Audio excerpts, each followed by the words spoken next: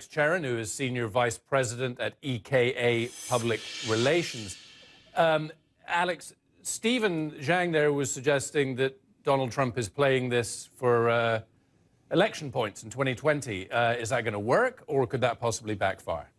Well, I think we've already seen a little bit of evidence that it's backfiring. If you look at some of the sound bites and interviews that have been going on in the last few days with some of the farmers in the Midwest, which is an electorate that he's very much targeting for 2020, and are right front and center in this trade war. So I think there's a potential that it's going to backfire.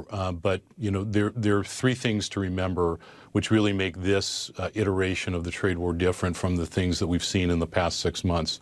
Number one are the amounts.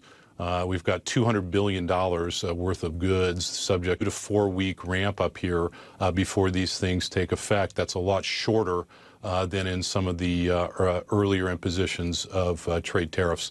And the third, which I think really has the markets rattled and has the biggest potential to backfire, to answer your question, is this these talking points coming out of Beijing that potentially the Chinese holdings in U.S. Treasury bonds could be subject or at risk here. And the one other thing, I mean, Donald Trump is talking about and has been propping up the farmers here who have been suffering, as you mentioned. I mean, propping up farmers, that's borderline socialism.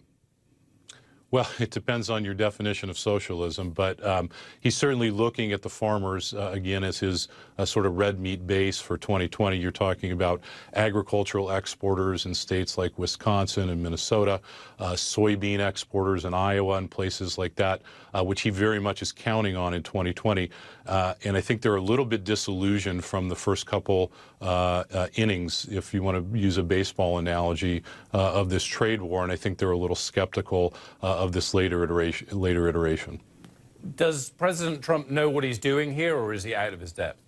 Well, again, I think it depends on who you ask. I think the safety net here, as you alluded to in the introduction, is this G20 meeting in Japan next month. I think everybody at least is taking a little bit of comfort in the fact that there will be a time, place where Trump is going to be able to meet with President Xi and hopefully work out these issues.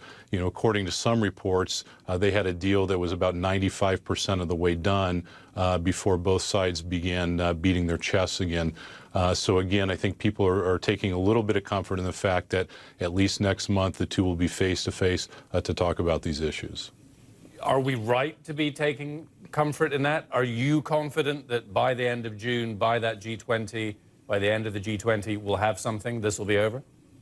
Well, I think if past practice, you know, gives us any sort of indication, I do have a little bit of comfort. I think that the consensus in the international trade community is that we've seen this before. This is just the next chapter in a back and forth, a tit for tat.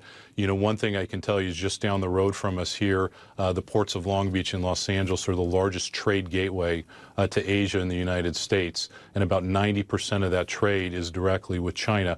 And last month, if you look at the data, both the ports of Long Beach and Los Angeles had their largest months by volume in their history. So I think that there may be a silver lining here. Silver lining. Alex, joining us from Los Angeles, thank you very much for your time. Thank you.